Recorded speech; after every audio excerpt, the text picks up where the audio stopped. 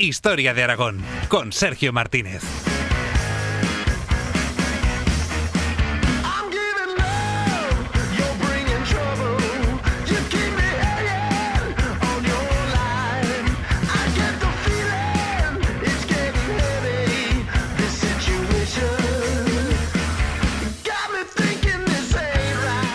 La Corona de Aragón estuvo muy volcada hacia la expansión territorial y comercial por el Mediterráneo a partir del siglo XIII, algo que le hizo chocar y también a veces aliarse con otras importantes potencias que rivalizaban por los mismos objetivos.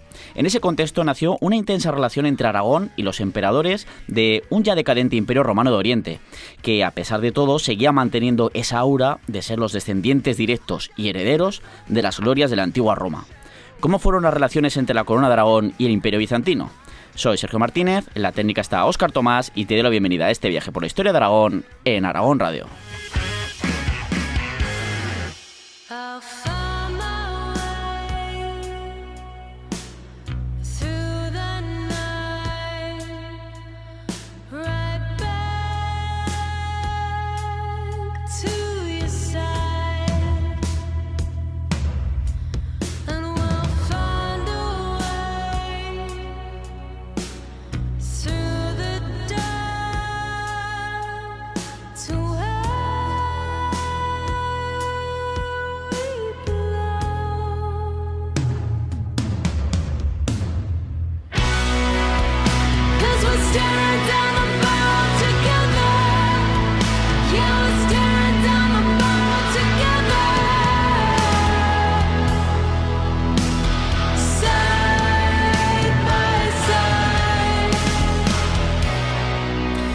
Como ya hemos visto en otros episodios, el fracaso de las políticas expansivas de la dinastía de los Aragón al norte de los Pirineos y muy enfocadas al continente europeo, tuvo como resultado un cambio muy importante en los objetivos que tenía la Corona de Aragón. Unas políticas europeas forjadas durante generaciones tanto por la Casa Real Jimena de Aragón como de la Casa Condal de Barcelona y que a punto estuvieron de dar sus frutos con los reinados de Alfonso II y Pedro II de Aragón. Pero la derrota de este último en la batalla de Muret en el año 1213 y la dejación de funciones en Occitania como señor feudal que realizó su hijo y sucesor, Jaime I el Conquistador, cristalizó en ese Tratado de Corbeil del año 1258 que supuso la confirmación de ese cambio de política. Algo que llevó a la corona a lanzarse en su expansión por Al-Ándalus y luego por el Mediterráneo. Ante estas circunstancias, los Aragón forjaron alianzas, aunque a veces también enemistades casi irreconciliables, con otras potencias que también tenían sus ojos puestos en el Mare Nostrum, como Francia o las repúblicas comerciales de Génova y Venecia, por poner solo unos ejemplos. También fueron muy importantes las relaciones con los sultanatos establecidos por todo el norte de África para asegurar las rutas comerciales hacia Oriente, ya fuera por vías diplomáticas o a través también a veces de acciones militares. Y es que los dos grandes centros de comercio de Oriente, a donde llegaban multitud de mercancías desde Asia, eran sobre todo Alejandría, en Egipto, y por supuesto Constantinopla, la gran capital del Imperio Romano de Oriente. Y todo eso llevó a que una Corona de Aragón en plena expansión estableciera a lo largo del tiempo unas intensas relaciones diplomáticas con ese imperio oriental que entraría sobre todo a partir del siglo XIV en una imparable decadencia que sin embargo aún así seguía manteniendo esa aura imperial y todas esas leyendas e historias, bueno, algunas historias más que leyendas, de esa antigua Roma. ¿Y cómo fueron esas relaciones clave en la geopolítica del Mediterráneo y especialmente entre la Corona de Aragón y los emperadores de Bizancio? Pues para hablarnos de todo ello, contamos con la presencia como invitado del historiador y amigo Gonzalo Soriano, licenciado en Historia por la Universidad de Zaragoza. Gonzalo es especialista en el mundo bizantino y lleva años realizando una enorme labor de investigación y divulgación, especialmente a través de las redes sociales y sobre todo con su podcast Art de Bizancio, que ya cuenta con 2 temporadas, si no me equivoco, en las que iba camino ya de la tercera, en las que en cada episodio entrevista a especialistas de diversas materias históricas y que ya sabéis que bueno, tenéis disponibles este Art de Bizancio en plataformas como iVoox y Spotify. No sé si me dijo alguna, si no ahora Gonzalo me corregirá, que además yo tuve el placer de participar en la primera temporada en uno de esos episodios hablando precisamente del Reino de Aragón. Así que es un auténtico placer contar contigo en este episodio, así que bienvenido a los micrófonos de Historia de Aragón en Aragón Radio, Gonzalo. Muchísimas gracias, Sergio. Y sí, exactamente, como dices, estamos allí en el podcast con el que tuve pues honor de poder hablar contigo de esos honor inicios. fue mío, o sea, que además tienes ahí a gente grande de verdad, de la historia, de la divulgación, de la investigación, y ojo, para mí es un... Se puede estar con el pope de turno, pero cuando grabas con colegas creo que se nota mucho más ese feeling, lo cómodo que se está con ello. ¿Fue el episodio 9, si no me equivoco, de la primera temporada? Ahora no me acuerdo. Me parece que sí. Yo creo que sí, ¿verdad? Bueno, lo he dicho, está en iVoox y en Spotify, ¿verdad? Lo tienes, no sé si en alguna plataforma más. Con esa es suficiente, o sea, para dar toda la difusión que haces, y bueno, ya camino ya terminando casi la segunda temporada, me parece que estás ya, ¿no? Y pensando en la tercera. Ahora ya en la última caminata que nos estamos dando en esta segunda temporada, y ya a partir del próximo septiembre ya a la tercera. A ver si se va igual de bien. Oye, pues perfecto. Bueno, ya sabéis que este programa, siempre lo decimos, que bueno, se emite tal, pero luego lo podéis escuchar, a saber, igual se escucha pues dentro de un montón de tiempo, y dice, bueno, pues no, por eso tampoco ponemos fechas, pero hoy lo vamos a decir, porque justo decimos que este programa lo estamos grabando un 29 de mayo, que me dice, bueno, pues vale, felicidades, enhorabuena, chicos. No, pero es que el 29 de mayo, pues este 29 de mayo estamos hablando del Imperio Romano de Oriente, de los bizantinos, justo el día en el que cayó Constantinopla ante los turcos otomanos en el año 1453. O sea, no es una fecha cualquiera, y no ha sido preparada, o sea, ha sido yo esta mañana, de hecho, ha sido en plan, digo, 29 de mayo, pero lo voy a confirmar, digo, uy, sí, o sea, qué casualidad, chico. En fin. Viniendo hacia aquí, yo lo estaba pensando y digo, hostia, es que, mejor hecho imposible. Imposible, o sea, ni intentándolo seguramente lo podríamos haber hecho mejor. No habríamos cuadrado fechas si lo hubiéramos intentado. Pero bueno, vamos a entrar en materia, porque al final hay mucha tela que cortar. De hecho, seguro que se nos queda un montón de cosas, que esto también nos dará oportunidad para en el futuro pues volver al tema, porque hay muchas más cosas de las que parece. Pero claro, vamos a hablar de... Hemos hablado, bueno, he dicho la presentación, Imperio Romano de Oriente, Imperio Bizantino, que es como se le suele conocer más, los emperadores de Bizancio, etcétera, pero a la vez la ciudad era Constantinopla, que es la actual Estambul, ¿no? Que realmente Estambul se llama desde apenas hace un siglo prácticamente, realmente poco más. Sí, no. Bueno, ahí va, ya estamos abriendo melonas. Bueno, el caso es que, ¿por qué tiene estos dos nombres? ¿Cuál fue el nombre real que se dieron a sí mismos en su época? Este imperio era bizantino, era Imperio Romano. Bueno, tú y yo lo sabemos y muchos de los oyentes también, pero así, pues que dicho de tu boca, pues mejor, queda mejor, nos lo explicas. Por ejemplo, lo que comentabas ahora mismo de Estambul, no es que sea una palabra turca, que aquí, al contrario, era la denominación local de siempre, Istanbulin, que en griego sería la ciudad. Y es que Estambul, Constantinopla, como lo quieres llamar, todo el mundo la llamaba la ciudad, en griego, porque era el idioma local, pero de esta forma. La ciudad, la con mayúscula, ¿no? La ciudad. La reina de las ciudades. Básicamente.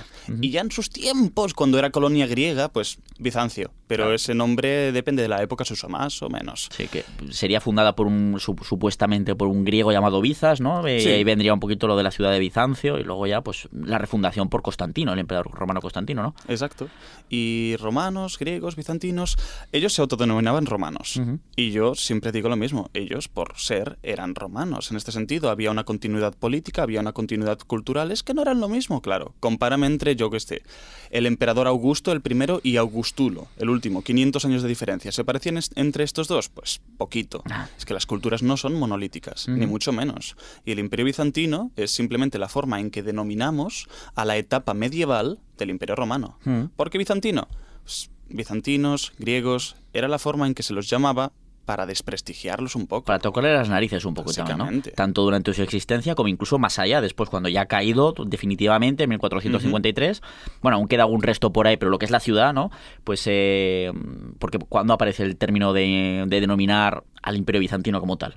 Bizantino, sobre todo a partir del siglo XVI. Es cuando se empieza a popularizar, ¿no? Mejor dicho, bueno, popularizar o al menos utilizarlo cada vez más, ¿no? Pero antes, por ejemplo, se les llamaba griegos. ¿Y eso les gustaba o no? No demasiado. No. Ya en época romana, los graeci y los griegos era una forma no bonita, porque ellos eran helenos, y todavía hoy en día en Grecia se les sigue llamando de la misma manera, helenos. Eso cuando eran griegos, cuando todavía no estamos hablando de Imperio Bizantino ni nada del estilo. ¿Qué pasa? Pues que había siempre alguien que reclamaba el título de romano para sí mismo. En un tiempo fueron los carolingios, en otro tiempo fue el Sacro Imperio. ¿Y tú ibas a admitir que estos griegos ¿eran romanos? No, ni mucho menos. El romano somos nosotros, claro, Exacto. Los herederos de la antigua Roma y de esas glorias somos nosotros, pero sí. Estos nada, estos era la marca blanca, ¿no? Pero realmente la marca blanca eran los otros, podríamos decir. Es gracioso leer cosas como, por ejemplo, cronistas medievales o eruditos de la época hablando sobre la Ilíada, sobre la guerra de Troya, y ya con ese sistema de honor medieval diciendo, los griegos ya desde Troya son todos unos traidores. En vez de ganar honorablemente, fueron haciendo trampas. Como y el aún caballo, hoy en día. como el caballo de Troya, por ejemplo, ¿no? Que es el gran engaño por antonomasia. Pues básicamente, literal, pero más aparte, lo enganchan todo, traidores de siempre. Fíjate, vamos, que los griegos no caían muy bien por ahí, por lo que veo. Depende de la época. Bueno, Y depende de los intereses. el caso es que, bueno, estamos hablando de ese Imperio Romano de Oriente o el Imperio Bizantino, al final, que lo más correcto sería decir Imperio Romano con esa coletilla de Oriente, ¿no? Seguramente, aunque ellos seguramente lo de Oriente quizás no lo utilizarían, sino somos el Imperio Romano y ya está, a secas. Romano a secas. Romanos Pero y secas. se distingue llamándolos orientales hoy en día, por aclarar. Pero ¿en qué momento, si hay un momento concreto, se empieza a hablar de ese Imperio Romano de Oriente ya como una entidad política diferenciada de lo que sería el Imperio Romano de Occidente? También es la típica cuestión de dónde marcas la De historiadores, línea. ¿no? Exacto. Me levanto, o sea, me acuesto antiguo y me levanto medieval, ¿no? Pero bueno, por poner una fecha más o menos. Me acuesto romano, me despierto bizantino. También. Para algunos es cuando la ciudad Constantinopla se refunda ya como Constantino, en el año 330, también que sería a principios de este mes de mayo. Luego para otros es el momento en el que fallece Teodosio, este último emperador que tendría el mando unificado del imperio en el 395. Que más es de origen hispano. Este tío es el tercero de los emperadores hispanos, junto a Trajano y Adriano. Otros que sí, cuando definitivamente, entre comillas, cae Roma en el 476. Otros te dicen que más adelante, cuando se pierde buena parte de Oriente porque lo han conquistado los árabes. Al final es un poco marcar la línea donde a ti te apetezca que se marca la línea. Lo que más te guste, lo que más se adapte a lo que... Pero bueno, podríamos decir que todos están correctos, a la vez todos están incorrectos, ¿no? O tienen parte de realidad y de verdad, ¿no? Que ya entramos en esta época maravillosa que es la tardoantigüedad, que es como ni antigüedad ni edad media, lo que hay por el medio extraño. Ni chicha ni limona, ¿no? Sí. Pero más o menos se suele poner muchas veces, pues eso, con esa muerte de Teodosio en el año 395, en el que es verdad que sus hijos, Arcadio y Honorio, ya empiezan a gobernar uno en Occidente, otro en Oriente, no volverá a reunificarse ya nunca jamás todo el orbe romano bajo un mando único, como había sido el último con Teodosio, ¿no? Que es verdad que hubo muchas divisiones anteriores durante el siglo y pico anterior, ¿no? Pero bueno, a partir de ahí podríamos decir que el Imperio Romano de Oriente ya va pilotando solo desde su centro en Constantinopla. Pues resumidamente, ¿cuáles serían las fases de esta entidad política que al final dura 1000 años más? O sea, más allá de la famosa caída de Roma, el 476, que también es una fecha muy discutible, realmente, porque además has mencionado a Rómulo Augustulo, que se le considera el último emperador, y realmente fue un usurpador. Básicamente. Hubo otro emperador que era el legítimo, ¿no? Que fue depuesto, pero bueno. Que estaba por ahí por la actual Croacia diciendo, no, que soy yo de verdad. No soy yo, que está unos 5 o 6 años más por ahí pululando, o sea, más allá del 476. Pero bueno, ¿cuáles serían a grosso modo las fases principales de este Imperio Romano de Oriente? Pues después de lo que viene siendo la caída de Roma, viene por lo más destacado es cierta estabilidad. Oriente se mantiene en su sitio, sobrevive mayormente a los envites que se le dan del exterior. Luego vendrá el caballero Justiniano, que todo el mundo conoce, con la emperatriz Teodora, que dirá, oye, volvemos un poquito más a retomar lo que viene siendo Imperio Romano, que vándalos en África, lo que viene siendo Italia, en parte también los visigodos, de jure, en teoría, muchas veces seguían reconociendo al emperador. Los visigodos en lo que había sido la Hispania romana, la península ibérica, seguían acuñando monedas en las que se declaraban oficialmente como vasallos del emperador, en este caso romano, pero ya en Constantinopla, durante bastante tiempo además. Que era lo más común, que casi todo el rey o conde de turno tuviese algún título honorífico bizantino, como diciendo, yo tengo la legitimidad para ocupar este cargo, claro, y allí ya hago lo que me da la gana. Y aquí Justiniano pues establece eso que se ha denominado como la renovatio imperi, ¿no? Que es intentar recuperar los territorios perdidos de mando directo en la zona occidental. Y bueno, ahí tenemos a su general de cabecera, Belisario, y aún les cundió bastante, ¿no? Porque durante su reinado. Oye, retomaron prácticamente todo el norte de África, incluso después de Justiniano todavía se conquistaron más cosas en África, retomaron, después de una guerra cruenta, toda Italia, las guerras góticas, y pues les fue, dentro de lo que cabe, bastante bien.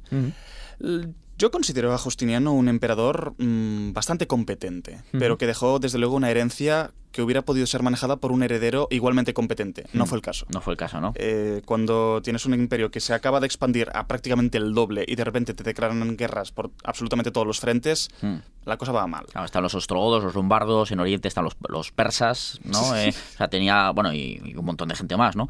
También, por colocar también, es el emperador que ordena la construcción de Santa Sofía, de Hagia Sofía, ¿no? En Constantinopla, ahora reconvertida de nuevo en mezquita en los últimos años, pero que ha sido durante el último siglo pues un museo.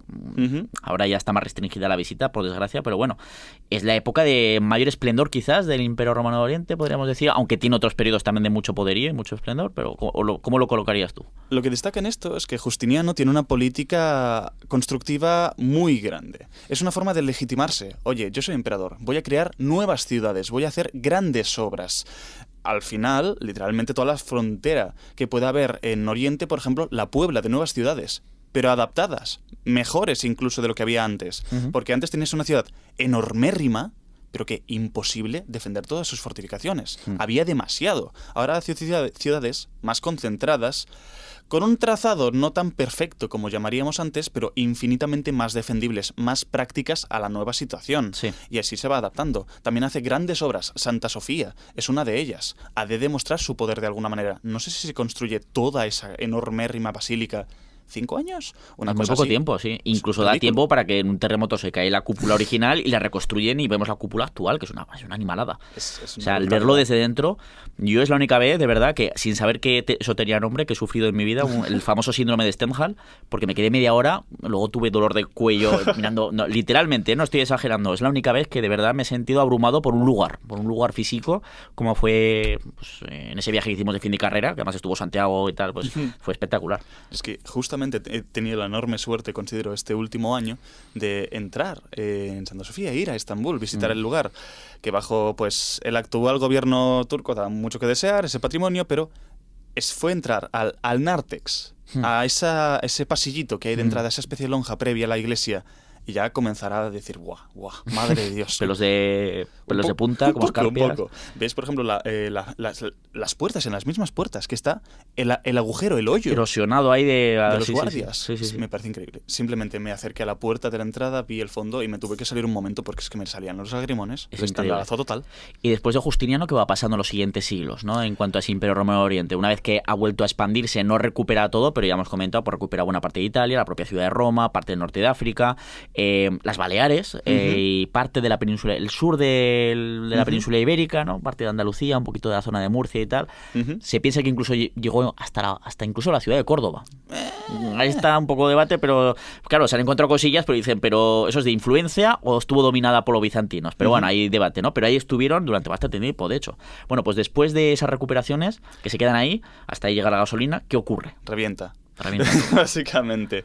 El asunto es los persas sasánidas que había por esa época, Persia, Irán actual, pero que con mucho más territorio, y los romanos, desde hacía siglos y siglos, se llevaban dando a leches. Matar. Intermitente, pero dando a leches. ¿Qué pasa? Hay una guerra enorme. Este conflicto dura casi 2 décadas de campaña ininterrumpida. Y ya finalmente, cuando los bizantinos consiguen vencer, de repente aparece alguien de la península arábiga que dice, hola, buenos días. ¿Qué tal? Sí. Me inviten a tomarte.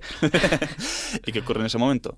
No hay mucha oposición, básicamente porque esta persona es Mahoma, el profeta Mahoma, que es el que unifica a los árabes dentro de la religión islámica, ¿no? En el siglo VII. Ya había muerto. Y empieza, bueno, sí, ya había muerto, pero es el que unifica y a partir de ahí empiezan a salir en tropel de Arabia, una Arabia unificada en lo religioso, y empiezan las grandes conquistas del Imperio Islámico, ¿no? Lo que es gracioso es que al principio únicamente iban a saquear un poquito, pero dijeron, ¡otra! Claro. Toca campo fértil. Se encuentra con 2 imperios muy fuertes hasta entonces, pero en ese momento debilitados después de esa guerra, que son los persas, que colapsan y en muy poquitos años los conquistan, y el Imperio Romano de Oriente, ¿qué ocurre con ese Imperio Romano de Oriente? Pues sus provincias más ricas las pierde, básicamente. Egipto, Siria, toda esa zona, Mesopotamia en general, ¿no? Y en el siglo siguiente, quiero decir, aún hubo resistencia, aún tardaron bastante, pero la pérdida fue progresiva pero inexorable. Sí. También perdieron el África bizantina, todo lo que es el Cartago, que todavía seguiría siendo Cartago, incluso hasta Septem. Y allí pues esos pasaron un poquito hasta la península y ya sabemos un poco cómo continúa. Sí. Pero vamos, pérdida tremenda. Pero ahí se estabiliza y más o menos se queda con lo que es Anatolia, la actual Turquía más o menos, ¿no? Donde se asienta, los Balcanes y algún trocito todavía que quedaba durante un buen tiempo de la zona de Italia, que aún barrio que Sicilia incluso durante un tiempo. Ahí se estabiliza como uno de las grandes potencias del Oriente Mediterráneo, ¿verdad? No tanto la única, pero desde luego una de las grandes, sí. El Imperio Bizantino, por ponerte un ejemplo, fue uno de los pocos estados de la época que mantuvo una flota, una armada potente capaz de defender sus costas, con sus altibajos, pero era una potencia que dependía mucho de lo naval. Constantinopla fue sitiada decenas de veces. Muchísimas veces. Y casi siempre triunfó porque tenía una armada capaz de evitar un asedio total. Es una maravilla de ciudad que está colocada en una peninsulita, allí contactando con Oriente y Occidente a la vez. Tiene una ubicación perfecta. Luego el siguiente punto ya dentro del Imperio Romano nos llevaría casi a finales del siglo XI, en el que, bueno, hay un hecho muy concreto, que además recuerdo que aparecía en las campañas estas, siempre lo digo, del Age of Empires, ¡Oh, qué maravilla! La batalla de Manzikert del año 71, contra los turcos que van llegando, ¿de acuerdo? Y ahí se produce una gran derrota que pierden buena parte o casi toda Anatolia, ¿no? Salvo las ciudades importantes que no son capaces, sobre todo en la zona del mar Egeo, ¿no? Que las mantienen, pero claro, eso es un varapalo muy gordo, ¿no? Para el Imperio Romano de Oriente. Igual que con los árabes, ¿con qué se topan esos turcos? Con que había una guerra civil de narices entre los bizantinos y allí pues todo campo fértil. Claro. Y perdieron prácticamente toda Anatolia, menos unas poquitas ciudades. Incluso las del Egeo las perdieron. Y allí ya vienen una gente que a mí personalmente me cae bastante bien, que son los Comneno. En este caso que van poco a poco recuperando, haciendo, pero que con Alejo Comneno se da una llamada a Roma, no tanto porque vengan todos los ejércitos de Dios, sino, oye, ¿me puedes enviar algún mercenario por aquí? Esto es una manica o algo así. Sí, una cosa manejable, tampoco no pasarse. Y así voy retomando la península. ¿Y qué es lo que pasa después? Creo que ya nos lo sabemos un poco. La primera cruzada, ¿no? Esa misa, bueno, ese concilio de Clermont, creo que era, ¿no? En el que el Papa Urbano pues dice que yo creo que no se esperaba el llamamiento que tuvo en el año 1095, y ahí, de hecho, se inicia la primera cruzada, que tiene varias fases, pero al final eso termina con la conquista de Jerusalén en el año 1099, ¿no? O sea, todo eso y los estados cruzados en la franja sirio-palestina y, bueno, todo esto que ya hemos hablado en otras ocasiones, ¿no? Imagínate ese momento en el que tú esperas que te envíen a un par de miles de hombres y te llega media cristiandad armada, incluidos varios señores que hasta hace 10 años estaban saqueándote a ti, pero bueno, detalles. Sí, ya. El siguiente punto, ¿cuál sería? Sería la famosa Cuarta Cruzada. Ya hablamos de época Comneno, más o menos recuperación, apertura diplomática, pero por A o por B las cosas se van torciendo, según se acaba la dinastía Comnena, a finales del siglo XII.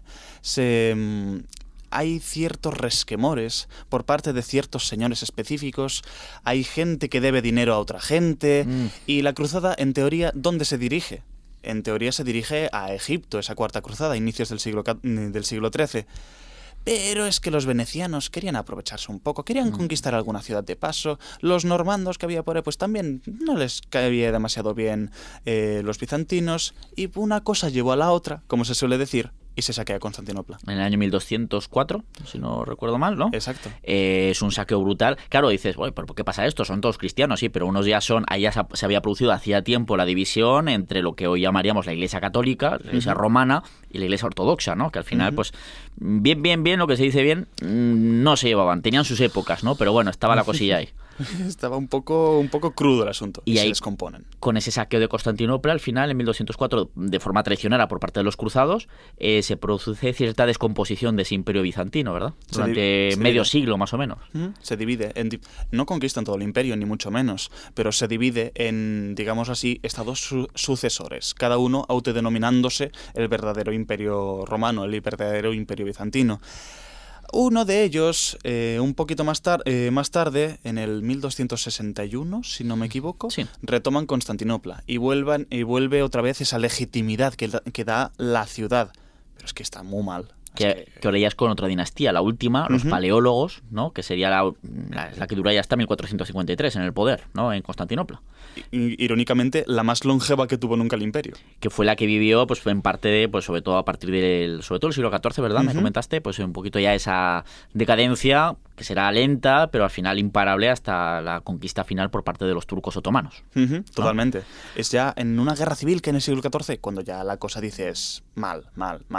Porque es que hay muchos asedios de Constantinopla, ya lo comentaremos, pero es que están sobreviviendo a duras penas a partir de finales de ese siglo. A duras penas. Ya para acabar un poquito este resumen de, bueno, nada, un milenio prácticamente, pues alguna recomendación, diga, pues oye, me interesa mucho, me ha despertado el interés por la historia del Imperio Romano de Oriente, por el Imperio Bizantino, pues un libro que digas, mira, para introducirte, pues estaría fenomenal. ¿Alguno que se te ocurra así a bote pronto? Pues tengo unos pocos así en la cabeza. Por ejemplo, Introducción a Bizancio, de Harris, está muy bien. Otra autora que es muy conocida, que es Judith Herring, que es Mujeres en Púrpura, si se quiere conocer este papel femenino, o propio Bizancio, así a secas llamado. Y ya también nativamente en español y así más chiquitito, para quien quiera introducirse en esta cuestión, sobre todo de tema político y demás, está el de Bizancio, de Hernández de la Fuente. Así, simplemente con estos a bote pronto, se puede comenzar. Puedes empezar ahí a generar curiosidad. Es una historia, la del Imperio Romano de Oriente, que una vez que la empiezas a catar, si te gusta la historia, no paras. Lo digo de verdad. Sí, y eso que en la carrera es verdad que nunca se tocaba prácticamente. ¿No? Yo al menos en mi caso nada.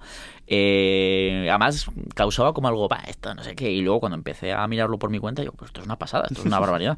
Bueno, el caso es que vamos un poquito más, lo que queda del programa, un poquito más a hablar de lo que nos interesa en este episodio, que sobre todo a esas relaciones que se fueron forjando entre una entidad política que ya hemos visto que fue muy importante y sobre todo mantenía esa aura de los antiguos emperadores de la antigua Roma, porque al final se consideraban a sí mismos como tal, ¿no? Pues esa corona de Aragón con el Imperio Bizantino. Pues un poquito las relaciones a lo largo de la historia, que sobre todo cuando empiezan a hacerse más intensas, es especialmente en ese punto que he comentado al principio del programa. Siglo XIII, en el que la corona de Aragón pues ha fracasado ese intento de forjar la gran corona de Aragón a ambos lados del Pirineo, se lanza hacia el Andalus y luego cuando no queda ya más para el Andalus, porque ya está Castilla por ahí, al mar, hacia el Mediterráneo, pues ya sabemos, Baleares, Sicilia, la lucha con los franceses para dominar el centro del Mediterráneo con ese Nápoles y tal, pero bueno, ese comercio y esos intereses mediterráneos pues le lanzan a forjarse alianzas, o a veces no, con otras potencias, y una de las más destacadas son precisamente los bizantinos, ¿no? Totalmente. ¿Cómo es ese proceso? ¿Qué relaciones hay? ¿De qué tipo? Bueno, ¿qué nos puedes comentar a partir de aquí?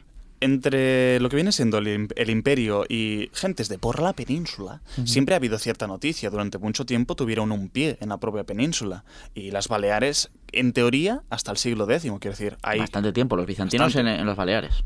Sí, pero luego lo que viene siendo gentes aquí más cercanas, por ejemplo, el condado de Barcelona y tal, ya se lo conocen en el siglo XI. Tienen noticia, por ejemplo, del conde Ramón Berenguer II, que se casa con Mafalda de Apulia, una de Sicilia, justo pues enemigos suyos. Eso no fue muy positivo, pero es una anécdota. Ya desde entonces comienza a haber noticia. ¿Qué ocurre? Que el imperio es una zona bastante urbanizada, que tiene una economía bastante monetizada, quiero decir, se manejan mucho tema moneda, es un buen mercado, y eso interesa bastante. Donde hay dinero siempre va a atraer a la gente. Sin duda. Y está, lo dicho, Constantinopla, el imperio, colocado en una posición estratégicamente muy buena. Está en medio de la ruta de la seda. Era el distribuidor prácticamente de cara hacia Europa. Claro, es que no son solo los productos que producía el propio Imperio Romano de Oriente, sino todo lo que llegaba a Constantinopla desde esa ruta de la seda, desde el extremo oriente en Asia, que desde ahí se redistribuía a buena parte del Mediterráneo. 100%. Que las manufacturas finas, como por ejemplo joyería o los propios iconos, se vendían a patadas. Especias, que es el jengibre, alumbre y demás cuestiones. También perfumes. Todo esto había a montones, por supuestísimo. Y claro, el imperio siempre había tenido una diplomacia de me caes bien, te voy a regalar cosas bonitas. Y así, por supuesto, va atrayendo. Regalicos. Va atrayendo. Y en la corona de Aragón no iba a ser ni mucho menos para menos. Y comienzan a venir comerciantes, comienzan a venir más comerciantes. Sobre todo en un primer momento lo que viene siendo gentes de Barcelona, además, condados catalanes, valencianos, también van bastantes, y mallorquines también hay patadas. Y entre todos esos, al final, aunados en una misma, también aragoneses, los que se atrevían a irse más hacia esas tierras orientales. Claro, porque esto lo hemos comentado en muchas ocasiones en el programa, que claro, se habla mucho a veces se comenta cuando se habla de la expansión del Mediterráneo, no, Aragón no hizo nada, bloqueada o porque no tenía puertos. Digo, eso no significa absolutamente nada. Que no tuviera puerto, una salida directa al mar, no significa que aragoneses participaran muy activamente de una manera u otra, comercialmente o incluso armando barcos de guerra, que además los barcos de guerra solían ser normalmente comerciales que luego se preparaban, ¿no? Y que participaran de forma activa en esa expansión mediterránea y en ese comercio mediterráneo. De una manera u otra, claro. Precisamente. Cuestiones como la conquista de América, ¿qué figuras destacadas hay? Extremeños, que mucha salida al mar no tienen, pero aún así iban. Claro, exactamente. O sea, es que al final son nimiedades, ¿no? De detallitos, pero hemos dedicado programas y lo hemos demostrado que el Reino de Aragón estuvo... Evidentemente no tuvo el peso que tuvo Barcelona, que tuvo Valencia, eso es evidente, ¿no? Pero, a ver, lo hubo. 100%. Y claro, quieras que no, según se va haciendo una población más activa, más comercialmente destacable dentro de lo que viene siendo Constantinopla, se acaban rejuntando con cónsules. Un cónsul en este caso sería el representante de una comunidad comerciante. Y si mucho no me equivoco, lo establecen en 1383. Ya es como somos suficientes como para ponernos todos nosotros. Y unos 40 años más tarde, en el 1428, se rejuntan en el mismo cónsul catalanes, mallorquines y sicilianos. Básicamente, y por resumir, todos los de la Corona de Aragón se ponen bajo esa misma cabeza. Y allí a comerciar, a darle puñetas a lo que vienen siendo Venecia y Génova, que eran los que más tenían comercio allí, ¿no? Digamos, 100%. Genoveses, bueno, está el barrio genovés, que siempre es el barrio de Pera, creo que se le llama, ¿no? Donde está la famosa Torre Gálata y tal, pero también, bueno, pues evidentemente, pues buena parte del comercio se lo llevaban estas dos potencias marítimas, pero la Corona de Aragón también, como estás comentando, estuvo muy presente. Llega en un cierto momento a ser digamos así, una potencia militar muy importante en el Mediterráneo. Y aunque fuese simplemente para tenerlos contentos, el emperador de turno ya va diciendo: os voy a bajar los impuestos si vosotros estáis a buenas conmigo, ¿vale? Eso es. Es decir, tener, por ejemplo, el privilegio de que solo se te cobrase un 3% por cada transacción era una maravilla. Claro. Se les baja después al 2%.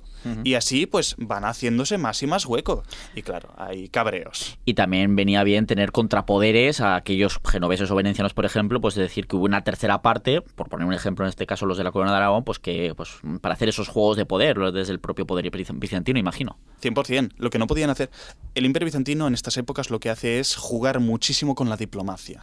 No pueden ir todo a una única baza, ir todo con Venecia, ir todo con Génova, porque estos actúan 100% en función a sus intereses. Si en este momento, por lo que sea, me va bien comerciar con los turcos, a tope con ello. El tema de esclavismo, aunque sea con ortodoxos, está muy bien. Y así un poco con todo. No podías depender solo de esa gente que dependían únicamente del dinero. Claro, ahí se ve con lo que has comentado antes, con la Cuarta Cruzada, que está Venecia muy metida ahí. De hecho, en la Basílica de San Marcos, ahí están las cuadrigas de lo que había sido el antiguo circo de Constantinopla, que los que se ven ahora son las copias, porque los originales están en el interior para que no se sigan degradando, ¿no? Pero es parte de ese saqueo famoso, en este caso, entre otros, de los venecianos a Constantinopla en 1204. O sea que, como para fiarse, evidentemente, ¿no? Y más allá del comercio, que luego podemos retomar un poquito el tema, pero también me interesa un poco las relaciones ya diplomáticas, incluso pues entre la Casa de Aragón y la dinastía, las diferentes dinastías, especialmente por los paleólogos, ¿no? Esas relaciones, imagino que habría una de las mejores formas de establecer una alianza de una manera u otra, aunque sea comercial, suelen ser los matrimonios. Pues ahí hubo cositas de esas, ¿no? Hubo. En contra de lo que mucha gente cree, el imperio estuvo totalmente integrado en la cuestión diplomática europea. Por poner un ejemplo, cuando estaba, que si Barbarroja, el emperador Federico Barbarroja, por ahí por el Sacro Imperio, que estaba pues metiéndose puñetazos con media Europa, estaban los bizantinos metiendo dinero a espuertas a todos sus enemigos. Si ese señor no se hizo con toda Italia, por ejemplo, fue por la financiación bizantina. Y este Bizancio iba haciendo alianzas con otras gentes para ir en contra Uno de sus aliados, de sus buenos aliados, fue la Corona de Aragón, con Alfonso II, ahí recién creada esta. Por ejemplo, lo que querían era casar a una Eudoxia Comnena.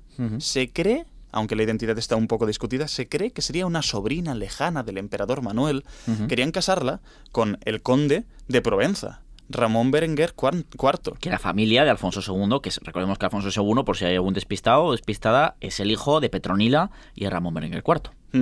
Que este era hermano del rey. Y querían casar a una princesa bizantina con el hermano del rey. señal de que había cierta relación buena. Sí. Por X motivos, que ya podemos comentar otro día, no se da ese matrimonio y esta Eudoxia acaba varada en Montpellier, que era también aliado de la corona, pero era un señorío, un pequeño señorío. Pero bueno, buen aliado. Se queda allí, hay ciertos líos, pero de esta unión hay una descendiente, una hija, María. María de Montpellier, sí. Exacto.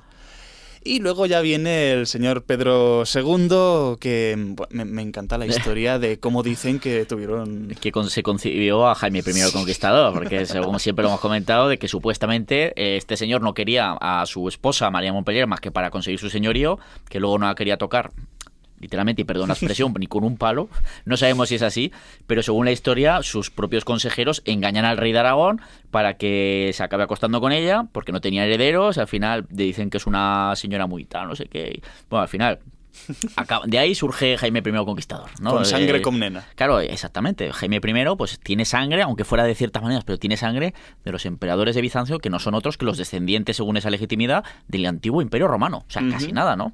Sin duda. De hecho, cualquier mínima oportunidad a lo largo de los siglos que tengan los emperadores, los reyes de la corona, para intentar meter mano a Oriente, lo meterán. Y esto, por ejemplo, es una de las bazas que nosotros descendemos de, también se dice, claro. precisamente. Pero sí, hay mucha relación, sobre todo esta cuestión comercial, hay intentos de matrimonio y, bueno, intentos de matrimonio habrá una veintena. Que si al final se cumplan o no, eso ya es otra cuestión, pero con el déspota no sé cuál intentan casarse, con tal princesa si te la enviamos o no, pero es que justo después de estos Comneno, digamos así, la estrella bizantina comienza a brillar no tanto a un nivel continental y más a un nivel regional. Sí, pero aún así los intereses comerciales en la zona del Oriente 100%. Mediterráneo, que es donde más se mueve el dinero, al final siguen estando ahí y se mantiene ese interés, ¿no? Por seguir teniendo esas relaciones, sobre todo comerciales. Totalmente. De hecho, hay un caso que me parece graciosísimo también, que es que llega un momento con Jaime I en el que casi se da una alianza con el Ilcanato, principados de por ahí, con Bizancio y con el propio Jaime para lanzar una cruzada contra el infiel. La de 1269, que es cuando sale la flota, viene una tormenta, se dispersa y dice, mira, yo ya estoy muy mayor para estas cosas, volvamos para el puerto. Que aún llegan, creo que 6 o 7, creo que llegan 7 naves de las que consiguen, bueno, ya llegará el resto, ya llegará el rey. Ven el percal y dicen, ¡puf! Se pegan unas semanas ahí, ven que no llega nadie y dice, bueno, pues no, nos volvemos, ¿no? Pero sí, la fracasada cruzada de Jaime I para intentar recuperar Tierra Santa. O sea, técnicamente hubo aragoneses en la cruzada en Tierra Santa. Técnicamente los hubo, técnicamente, literalmente, poquicos, pero los hubo. Y bueno, también una de las cosas más famosas cuando se habla de Aragón, de la corona de Aragón y del Imperio Bizantino, la compañía almogávar, ¿no? Los almogávares, que tampoco vamos a entrar en detalles porque ya hemos hablado muchísimo de ellos en este programa en las diferentes temporadas, pero bueno, ¿qué ocurre ahí? Pues una veintena de años atrás, Sicilia no es de los aragoneses. El emperador bizantino financia a espuertas para que la puedan conquistar, con la ayuda de los propios sicilianos, contra franceses, contra esa gente. Los Anjou, ¿no? Carlos Anjou y la famosa, ya lo sabéis, la guerra de las vísperas sicilianas que hablamos siempre. Y allí, pues, de repente, Sicilia, que es un reino que gira en torno a la órbita de la corona de Aragón.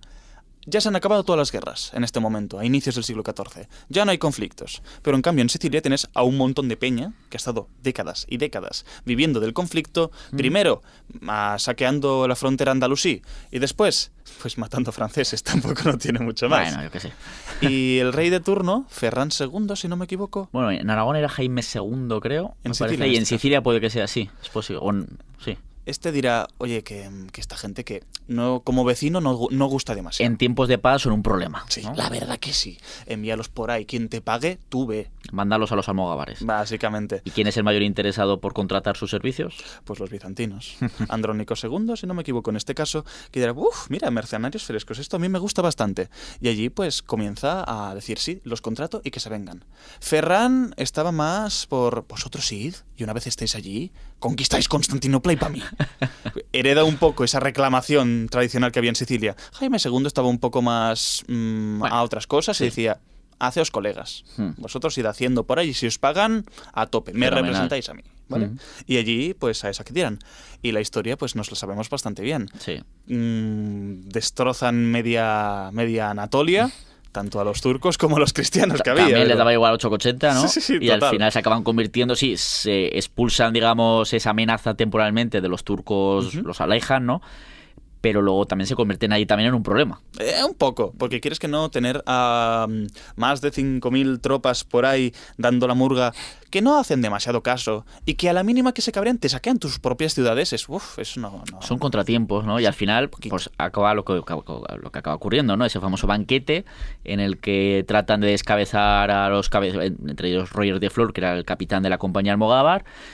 Piensan que cargándoselos a todos ya a los otros era fácil que se desperdiguen o cargárselos y ocurre Pero no. la venganza almogávar, ¿no? Sí, básicamente. Y allí pues recorren media Macedonia, media Grecia, saqueando por doquier. Todo lo que tuviesen por delante lo arrasaban. Hasta que de repente llegan a la zona de la actual Ática, en Atenas, y había ahí condes y gentes de origen franco, de origen latino, occidental. Y los destrozan también. Porque eran enemigos de la corona, cosas así. Y acaban estableciéndose los famosos ducados de Atenas y Neopatria, ¿no? 100%. Lo que me hace mucha gracia porque estos, de cara a la cristiandad occidental, eran unos parias. Porque el papa de la época era favorable al señor, exacto, a los que dominaban ese señorío previamente, y fueron unos parias. Con estos no contactéis, todos los que hay aquí, en este caso, excomulgaos. Y así con todo. Es un señorío interesante, cuanto menos. Lo que me gusta más de esto, no solamente que se aliasen con los bizantinos en algún momento, después de que se les pasase el cabreo, con el despotado de Morea, sino el comercio que hubo allí. Claro. ¿Y de qué era el comercio? Sobre todo de personas. De esclavos, ¿no? Ahí se movió mucho panojado con el tema de esclavos, que en fin. Ostras, pero muchísimo. Sí. Y no precisamente musulmanes. No... De todo lo que pillaban. Básicamente. La mayor parte del siglo XIV entre Bizancio y Aragón suele ser, en una parte muy importante, por favor, dejad de esclavizarnos, que está muy feo. Bueno, al final esos ducados de Atenas y Neopatria solo estuvieron unos poquitos años de forma más o menos directa bajo la órbita de la corona de Aragón en tiempos de Pedro IV Ceremonioso, y a finales del siglo XIV, bueno, se acaban perdiendo, ¿no? Pero ahí está la anécdota.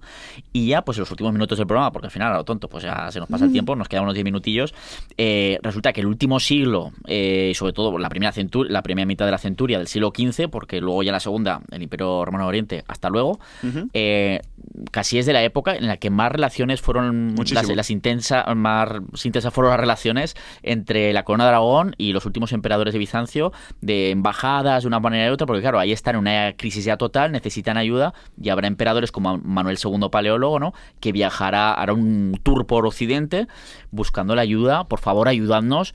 Y habrá embajadas a la corona de Aragón, ¿no? En los reinados sobre todo, hay muchísima relación con Martín el Humano, el rey de Aragón, ¿no? 100%. Esto ya nos acercamos al final del siglo, pero es que ¿cuándo asediaron Constantinopla a los turcos? Ya cuando había perdido muchísimo territorio. 1391, 1394 hasta 1402, que eso duró bastante. 1411, 1422 y 1453, que hoy es aniversario. Estaban en la B. Necesitaban ayuda. Sí. No tenían los medios propios como para poder detener a la horda turca en ese momento, que avanzaba imbatible. ¿Y qué hacían los emperadores? Oye, en vez de enviar a un embajador, si tengo que ir a Italia, si tengo que ir a Francia, incluso uno, no sé si fue a Inglaterra. Creo que hubo uno que fue a Londres. Exacto. No sé si fue el propio Constantino XI, que fue el último emperador, ¿Juan VIII? o su predecesor Juan VIII, estuvieron por ahí en los últimos años, sí. Pero vamos, es giras necesario para intentar ganar aliados. ¿Lo consiguieron? Dudosamente. Pero ¿cuál era un medio muy potente para negociar esas alianzas? Y que a Martín el Humano le encantaba, le chiflaba. Le chiflaban, exactamente. Lo que vienen siendo las reliquias. Que era muy conocido que Constantinopla era la ciudad de las reliquias también, que había una gran colección de reliquias de todo tipo, y Martín el Humano estaba loco por las reliquias. Lo hemos hablado hace poco, que hace poco hablamos un episodio sobre el Santo Grial, que estuvo en San Juan de la Peña durante siglos. Precisamente es Martín el Humano quien en 1399 a los monjes de San Juan de la Peña les dice, ese Santo Grial me lo traéis para aquí, que lo quiero tener. Pero dentro de ese coleccionismo y estaba loco por esas insignias, y en cuanto se entera que el emperador, en este caso Manuel II Paleólogo, está de visita en París, reclamando ayuda a principios del siglo XV, dice a su embajador, digamos, su hombre de confianza en París, dice, entrevístate con él que quiero algunas cosillas, ¿verdad?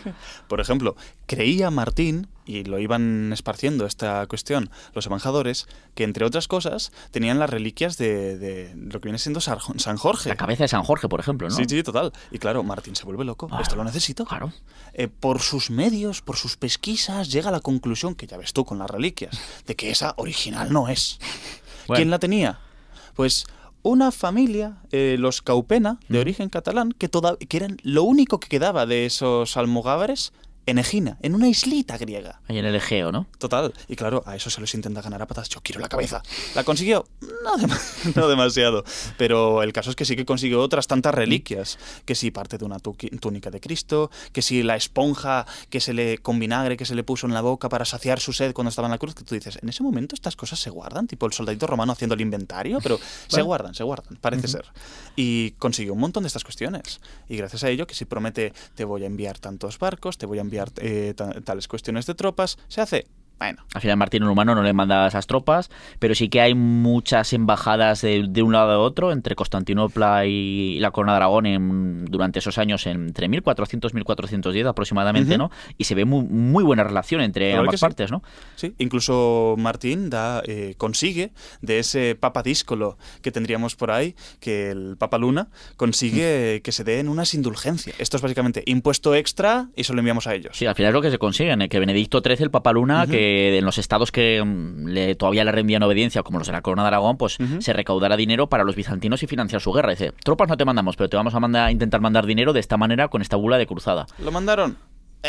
De lo recaudado, la gran mayoría se lo quedaron los recaudadores. Eso te iba a decir, que hubo muchas estafas, incluso gente haciéndose pasar, griegos por la Corona de Aragón haciéndose pasar por los recaudadores, y hubo alguno que acabó bastante mal porque los pillaron, ¿no? O sea, pero una movida tremenda, o sea, un escándalo tremendo. Pero bueno, el caso es que, claro, Martín el Humano ya sabemos lo que pasa, que su hijo se le muere un año antes, su heredero un año antes de fallecer él, no tiene herederos legítimos, bueno, follón, compromiso de Caspe, nueva dinastía, los Trastámara. Con Fernando I, entre que dura poquitos años, Fernando I de Aragón. ¿Hay alguna carta? Creo que 3 cartitas por ahí de intercambio entre los emperadores y tal, pero claro, buena no da voluntad, tiempo. pero no dio tiempo más. Pero cuando hay de nuevo mucha relación, es ya durante el reinado de Alfonso V el Magnánimo, ¿no? Alfonso V de Aragón con los últimos emperadores de Bizancio. Totalmente. Tened en cuenta también que nuestro querido Alfonso acaba conquistando Nápoles, claro, el sur de Italia. Y claro, el señor se viene arriba.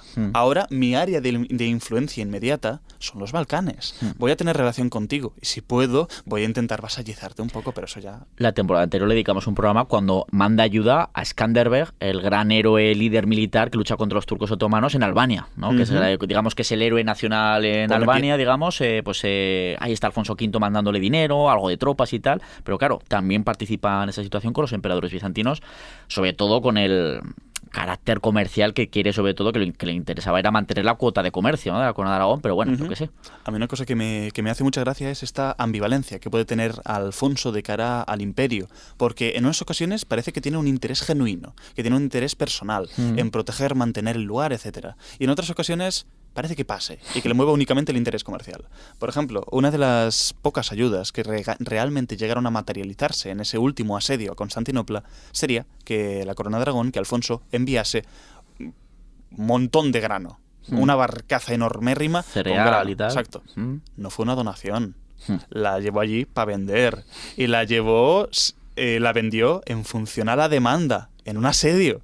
Vamos, que... Imagínate, a sacar perras puro y duro. O sea, sí, os vengo a ayudar, pero a precio de mercado. Y de mercado bastante subidito en ese momento, claro. Sí, totalmente. Y bueno, ya prácticamente por finalizar, ese gran asedio, ese último gran asedio de los muchos que ya nos has comentado que sufrió Constantinopla, el definitivo, con Mehmed II a la cabeza de los ejércitos, este sultán otomano, en 1453, es un asedio que dura mes y pico, ¿no? Mes y medio aproximadamente, se inicia a principios de abril, creo. Cosa del estilo, es rapidito. O casi 2 meses, pero no llega. En esa última defensa, pues bueno, sí que llegan gentes, mucho mercenario y tal, pero sí que llegan gentes de buena parte de la cristiandad a intentar defender Constantinopla, hay genoveses obviamente, etcétera, pero también hay gentes de la Corona de Aragón, ¿verdad? 100%. Me hace mucha gracia que, por ejemplo, hay una figura muy destacada, no sé quién de Toledo, es un señor castellano pero se le inventan. Porque él se hacía pasar como se presenta ante el emperador, ante Constantino XI, le dice que soy un primo lejano tuyo, no sé qué. Y dice, ¿vienes a luchar? Sí, pero pues vale. Que ese personaje no existe. Mira, fíjate. Se lo inventaron porque queda muy chulo. ¿Castellano sabría? Puede ser, pero... Lo menciona Runciman, ¿no? Me parece en su caída del libro La caída de Constantinopla. Pero claro, si te mencionan de la nada a un personajillo siglo y pico, 2 siglos después del acontecimiento, lo normal es que no existiese. Huele mal, pero es una historia súper épica. No, muy loca y muy loca. Lo es. Los que sí que estuvieron por narices sería gentes de la Corona de Aragón. Dentro de ese consulado catalán, en el que decíamos antes, se integraban valencianos, mallorquines, sicilianos y también con certeza seguramente habría aragoneses también entre ellos. Eso te iba a preguntar, ¿tienes algún localizado con seguridad algún aragonés por ahí perdido o todavía hay que seguir investigando? Hay que seguir investigando. A verlos habríalos. Seguramente. Pero estarían con el arco defendiendo los muros del Palacio de Bucoleón, en el frente marítimo dentro del asedio. ¿Qué les pasó? Pues fueron todos cruelmente asesinados y incluso al cónsul y a sus hijos los ejecutaron allí mismo en el acto. Pero desde luego, lo que viene siendo representación de la corona, la hubo y se desempeñó pues protegiendo perfectamente el mar, pero entraron por tierra. Sí, acabaron entrando por tierra, abrieron brecha y desapareció Constantino XI luchando espada en mano, dicen, y desapareció. Creo que no se encontró su cuerpo. Y, bueno. Leyendas hay a miles. Dicen que se quitó toda insignia para que no lo encontrasen, menos las zapatillas, los zapatos, y que por eso se le encontrarían. Hay quien dice que alguien lo encontró y lo enterró en un lugar secreto, que fue venerado mucho tiempo. Otros que lo encontraron los turcos, que le decapitaron y su cabeza estuvo dando vueltas por cortes hasta que se perdió. Qué manía con pasear cabezas decapitadas, sinceramente. Poco decoroso. La verdad es que sí. Pero bueno, aquí vemos, realmente han sido 50 minutos muy intensos, pildorazos de toda esta relación de varios siglos, aparte de toda esa historia milenaria del Imperio Romano Oriente, pero es que hay historias de estas zapatadas, de esas relaciones entre la Corona de Aragón y el Imperio Bizantino, que al final pues nos van a dar a pie en el futuro, como comentó al principio del programa, pues para volver al tema, porque hay muchísimas cosas, y todas esas relaciones de época de Martín el Humano y sobre todo Alfonso V el Magnánimo, es que hay un montón de anécdotas sin duda que son muy poco conocidas para el público en general, incluso para muchos investigadores, y la verdad es que son súper interesantes y hay mucho salseo ahí. Y para eso, pues nada, te invitaré para un segundo episodio en el futuro. Maravilla. Y ha sido un auténtico placer tenerte aquí, Gonzalo. Un último apunte en 20 segundos que se haya quedado ahí en el tintero. En este caso, pues que está feo hacer esclavos, básicamente. Pues sí, la verdad es que sí, pero ahí, a verlos, los hubo en ese comercio, tanto de la Corona de Aragón con... Bueno, pues ha sido un verdadero placer, Gonzalo, y nada, nos vemos aquí escuchando temas de más cosas del Imperio Romano Oriente en el futuro. Simplemente decir, por último, que Alfonso no ayudaría mucho militarmente, pero toda la sabiduría bizantina que emigró, buena parte fueron a Nápoles, y allí toda la influencia que vino después. Es verdad, eso se nos ha quedado ahí. Pues ha sido un placer y recordad, Arde Bizancio. No os olvidéis de este podcast de Gonzalo Soriano. Vamos con la despedida. ¿Te interesa la historia? Recupera este y todos los programas en Aragón Radio Podcast.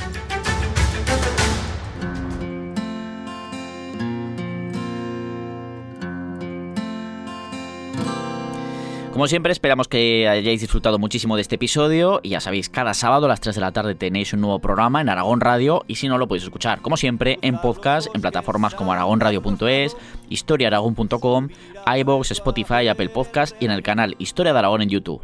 Dejadnos opiniones, comentarios, sugerencias de temas y, pues, como siempre, suscribíos a los canales y así nunca os perderéis ninguno de nuestros programas.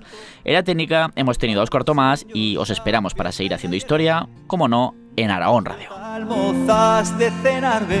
Historia de Aragón, con Sergio Martínez. Por más de un año bajar en Navata por donde mediano. Quedo callado si preguntan que eres tú para los que te buscan. Pirineo, Pirineo, cada uno que busque, que yo no soy menos.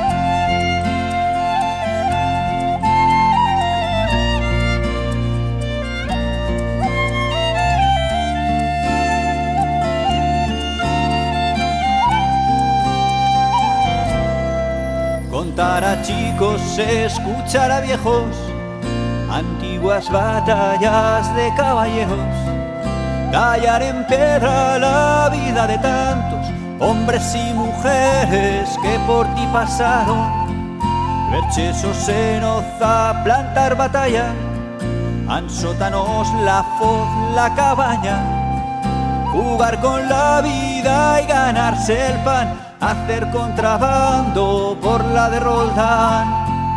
Quedo callado si preguntan que eres tú pa' los que te buscan. Pirineo, Pirineo, cada uno que busque, que yo no soy menor.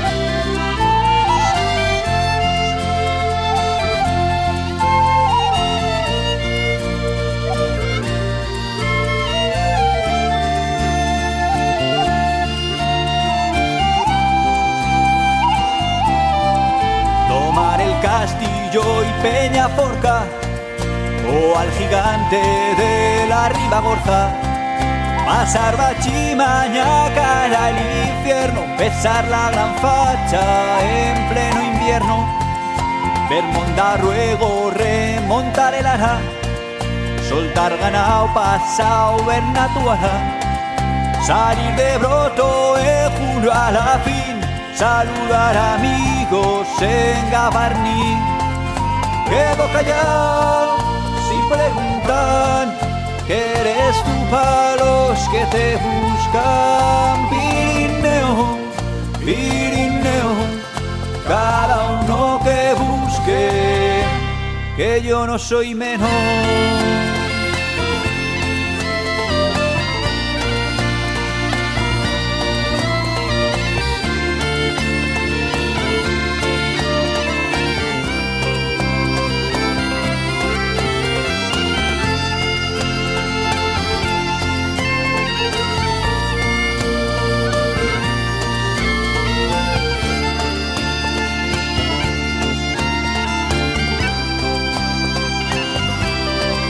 Sonar cañones para San Antón, quedar con las brujas en el turbón, enseñar secretos a compaire, solo dejar pasar a un tal Luciembriel, dejar libros por ayudar a padre, marchar de casa por nacer tarde, volver al tiempo al mismo lugar. Todos han cambiado, pero tú estás igual. Quedo callado sin preguntar que eres tú pa' los que te buscan. Pirineo, Pirineo, cada uno que busque. Y quedo callado sin preguntar que eres tú pa' los que te buscan. Pirineo, Pirineo, cada uno que busque, que yo no soy menor.